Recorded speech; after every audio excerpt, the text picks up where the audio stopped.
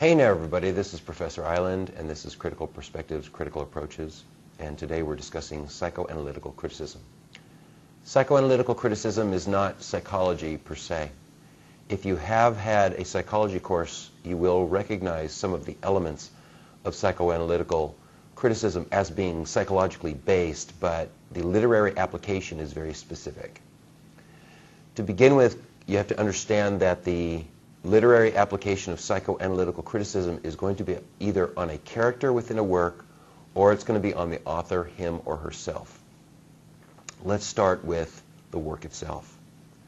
Psychoanalytical criticism essentially is a device used by authors, especially in narrative fiction, to demonstrate the arc of a character, usually coming to terms with who they really are. The way this manifests itself, essentially, is that the character will claim throughout the work that they believe or are or want to be something. But during the course of the narrative, they will constantly place themselves in position where they do not achieve what they claim they want to achieve. Psychoanalytical criticism will say that that character actually does not want the thing that they claim, that that claim is really a reflection of what they think everyone else wants them to be or to do. But where that character ends up at the end of the story is essentially what that character wanted all along. For example, in Death of a Salesman, the oldest son, Biff, is a character that claims that he essentially wants to be successful.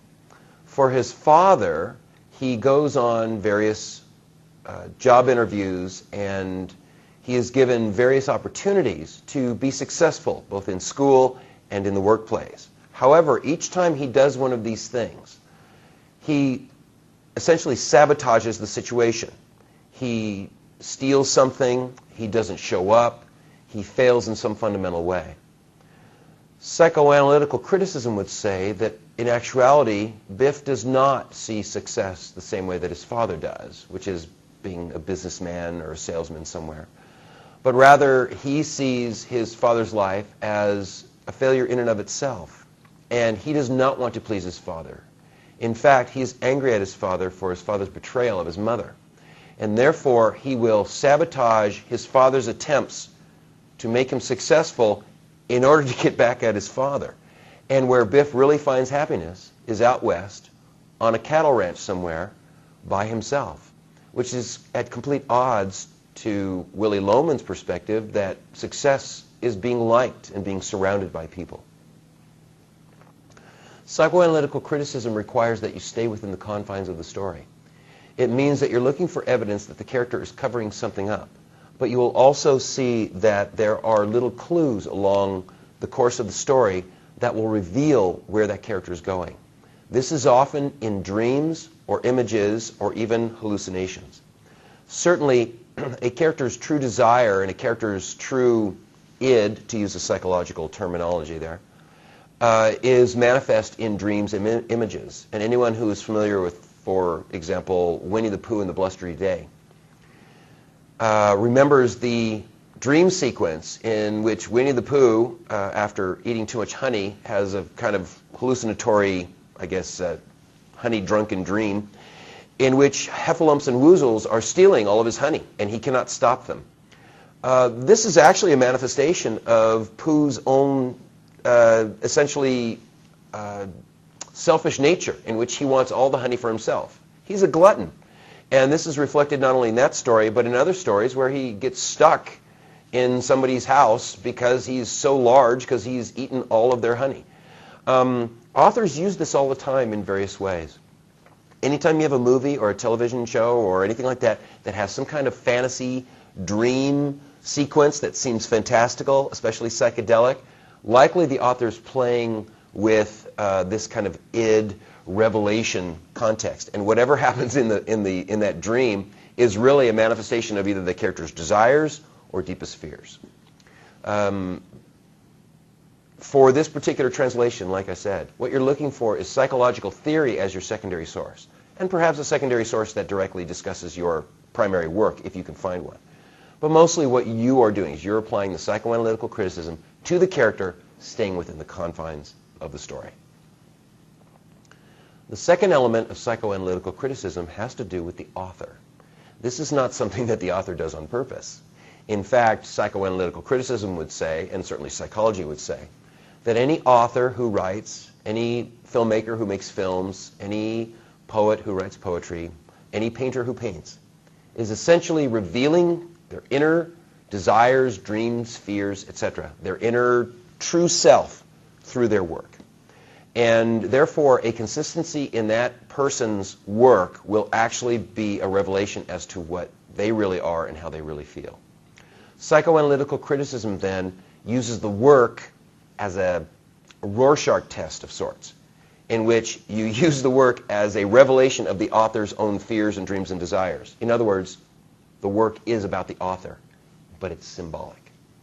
If you have a story like Under the Bridge by Anthony Kiedis, and he's writing about, from a biographical perspective, he's writing about being a drug addict and the fact that he has no friends and that he feels lonely, and he lives in Los Angeles, and then you look at his biographical information, you find out his friends are still doing drugs and he wasn't, so he felt isolated, that he was separated from his own girlfriend because of his drug use, and that he lived in Los Angeles. Biographical criticism would say that's what the song is about. However, a psychoanalytical criticism would look at this and have to translate these elements, the reference to Los Angeles, the reference to loneliness, and these other things, not as drug reference, which is very obvious and clear, but as something else. And if we look closely and we notice that every reference to Los Angeles is in the female sense. She kisses me windy, I drive through her streets, all this other kind of stuff. And we look at his life and we realize that he was taken away from his mother when he moved to live with his father in Los Angeles. And since he has no connection with a parent because his father didn't really treat him like a child, his father treated him like a buddy, that he actually misses his mother, that he wants that mother figure. And we look at the references within the work that refer ostensibly to Los Angeles actually as references to his mother, and the fact that every reference using she is very positive, it's very nurturing, it's very mothering, it's very protective, and it gives him the things that a mother would give him. And we would use his biographical information not about his drug use and not about living in Los Angeles, but about him being lonely and isolated and missing his mother as the secondary source material to support that translation. Psychoanalytical criticism requires that you translate the work symbolically rather than literally, and this will be an important element. Another standard use of psychoanalytical criticism is something closer to what people who study psychology are going to recognize, and one of those is the Oedipus complex. Oedipus complex initially or specifically is a conflict between a male child or male underling and a same-sex person in authority, often and stereotypically a father. This is based on the Oedipus Rex story, in which this guy basically accidentally kills off his father and marries his mother despite being warned by the oracles that that very thing would happen.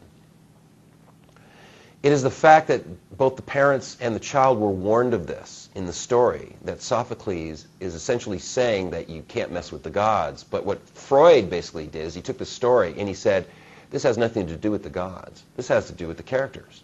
The characters actually wanted this to happen, which kind of fulfills this whole idea that a character will end up where they want to be. But also he used it as an explanation as to why, especially in adolescence and through the teen years, male children often are at greater conflict with their father than they are their mother. And female children, in the same way, are often at greater odds with their mother rather than their father. And when it occurs with a female child, it's called the Electra complex. And again, based on another uplifting story from the Greeks. The way that this would work in translation is that you would look at the story and see if the story has some kind of conflict between a person in a position of less power with a person in position of greater power, whether it is a mother-child, son-father, worker-boss, any kind of translation in which somebody has power and somebody else wants that power. And in a literary sense, we're not looking for a character to kill their father and marry their mother literally. That's happened in just a couple stories, most notably Oedipus. Instead, we would use this as a way to translate and explain conflict. The character doesn't want to kill the father. The character wants to be in the father's position. He doesn't want to marry the mother. He wants to be in the position of the adult parent who gets to make decisions. And therefore, the manifestation of being constantly in conflict with that male figure is a way for that child to essentially establish themselves as an adult, to basically wrest that power, that decision-making from that person and become essentially what they're going to be, which is an adult who makes all the decisions that a father figure would or that a mother figure would for the female. Whenever you see a story that involves this kind of conflict, whether it's child-parent or underling boss, anything like that, you can apply this Oedipus complex to it to make the story fit. Certainly if we go back to Death of a Salesman, Biff's argument with his father is not that he wants to kill his father and marry his mother. However, he does covet his father's position, and in some ways he wants to be a better companion to his mother. And therefore the arguments often ensue in which Biff is arguing with his father and trying to protect his mother. And he's often telling the father, stop yelling at her, stop belittling her, and this kind of stuff. And really what he's trying to do is essentially say, I will protect you because the father is not. And he really wants to replace his father, not because he has any sexual attraction to his mother, but simply because he feels that he wants to be that protective person, which is often associated with the father role. We can also see this in other stories, your standard mythological folk tales, in which there is a child against a parent kind of thing. It's a consistent type of story that's told over and over again. Psychoanalytical criticism is very useful. It does require secondary sources that either discuss psychoanalytical criticism rather than psychology, or it discusses perhaps the author's life if you're going to apply it back to the author as being revealed in their particular work. Keep in mind that each one of these critical perspective applications of psychoanalytical criticism would be its own individual paragraph.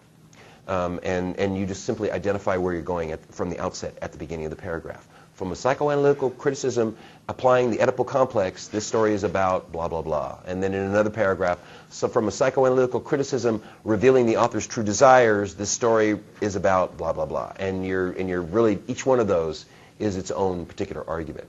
Like Marxist criticism, psychoanalytical criticism does have these various facets to them.